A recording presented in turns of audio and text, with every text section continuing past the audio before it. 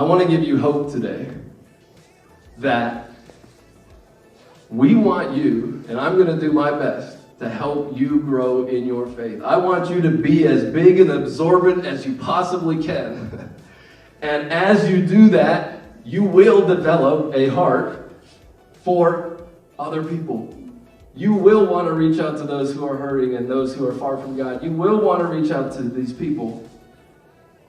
And we can't get stuck in that not me phase. And when we don't, and when we push through that, we will be reaching people who are far from God. We will be reaching people from all different nationalities, all different cultures. We will be teaching people, reaching people, praying for people, caring for people, sharing the gospel with people who have been through all different kinds of life situations and from all different family backgrounds. We will be reaching people that have dealt with all different kinds of habits and hang-ups, and they won't get in the way of us connecting with them.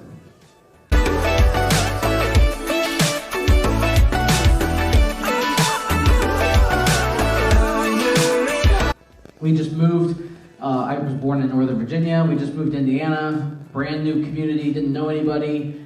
And I was a public school kid, went to 5th grade, had this really nice, sweet teacher, really liked her. And as you know, the cluelessness of a 10-year-old, it took me like almost the whole school year to realize that this lady I had in school every week was also my pastor's wife. I didn't put two and two together until I saw her playing the piano one Sunday morning in my church. We were visiting other churches, and I use that as an excuse why I didn't realize it. But anyway, so I had my pastor's wife as my 5th grade teacher, and she saw something.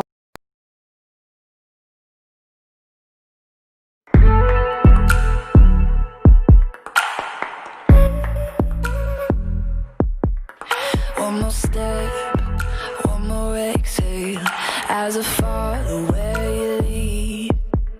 Feel my heart as it's racing down the path you set for me. When the road feels unending, there's a promise you reveal. When these days leave me empty, you sustain me even still. With every breath, you are reviving these burning lungs. You keep me going when I can't run. Guide me my strength till the work is done. Done. I won't let the race overtake me. Won't let anxiety face me. Whatever comes, count me in. Count me in. Oh, even when my legs are weary, I'm not gonna give up that easy. Whatever comes, count me in. Count me in. Count me in. Count me in. I trip up and you catch me, then you lift me up again. You direct every footstep, you are with me till the end.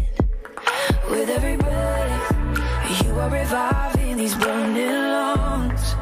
You keep me going when I can't run. Got me my strength till the work is done. Done.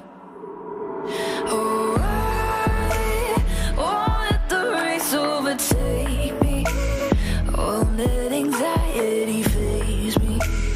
Whatever comes, count me in. Count me in. Oh, You are valuable. You are valuable. But what is the value of you? Like, if you could put a number on it, would be, what, $1 million? I mean, that seems like a lot, right? Maybe some of us find our value in our appearance. Or we find value in our status. We find value in our position at work. We can find value in all different kinds of places, but I think we should find our value from one person and one person alone. And that person is the one who created you, the one who made you, and the one who purchased you, the one who bought you. So you were created in the image of God, and you were purchased by God. So how much did God give to purchase you, to buy you back? How much did he give? Well, he gave everything that he possibly could, including his very own life.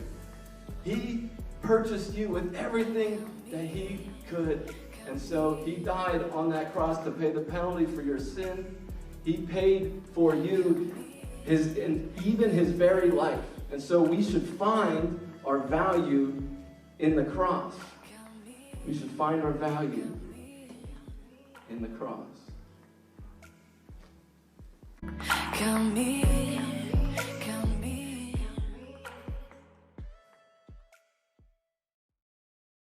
The house parent said that they're going to take time and pray for the writing of the Kenyan Constitution. Okay, again, context, these kids are between 3 and 7.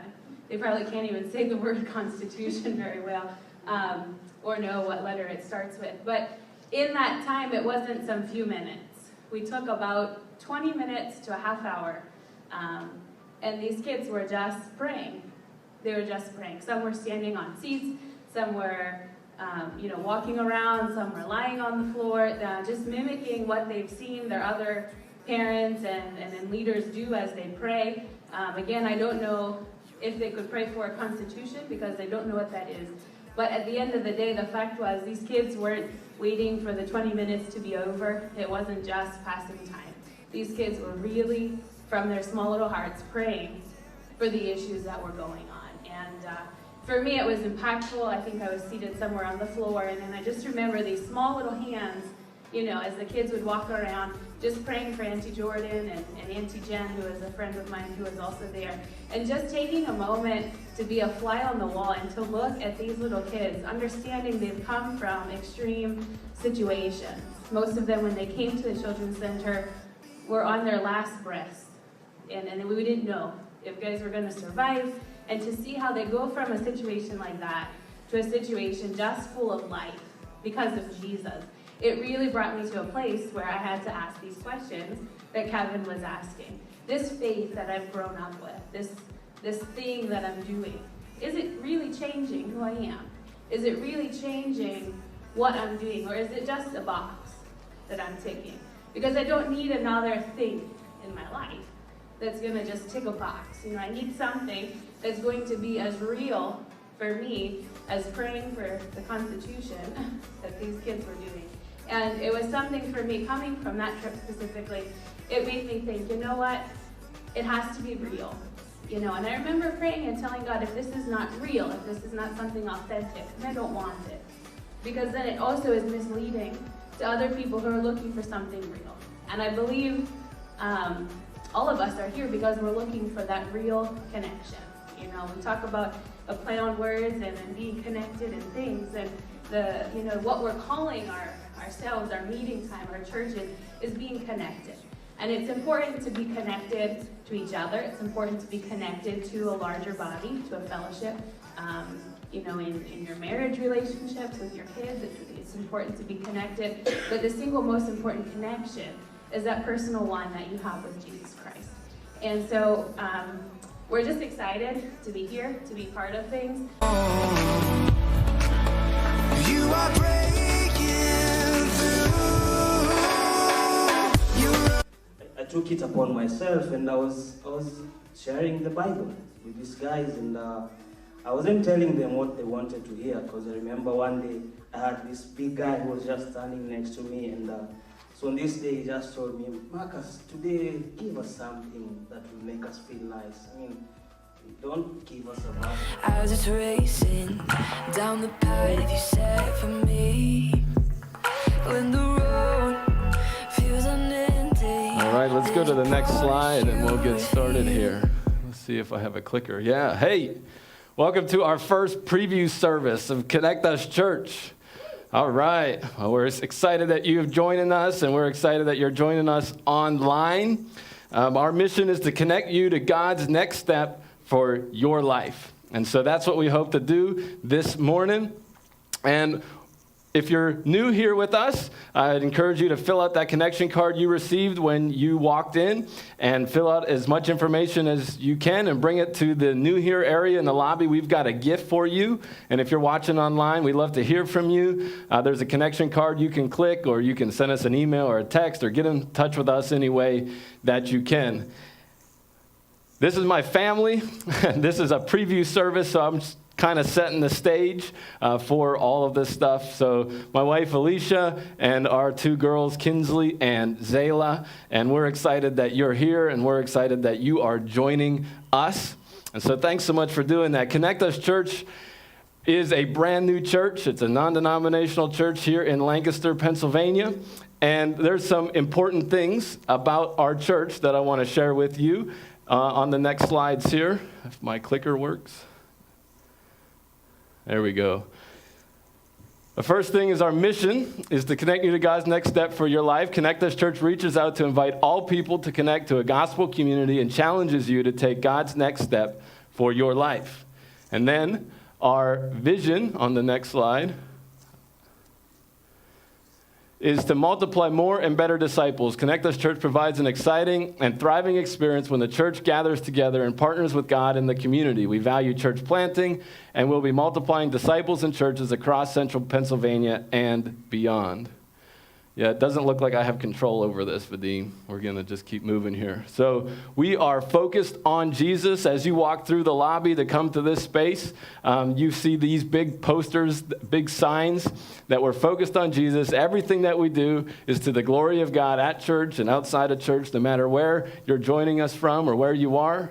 We value developing authentic relationships where you are needed. We have small groups that meet throughout the week, and we gather in groups like the one that's going to be happening after the service, which you'll hear about.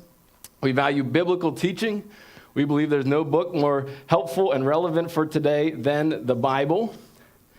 We value being generous. We plan to put others before ourselves,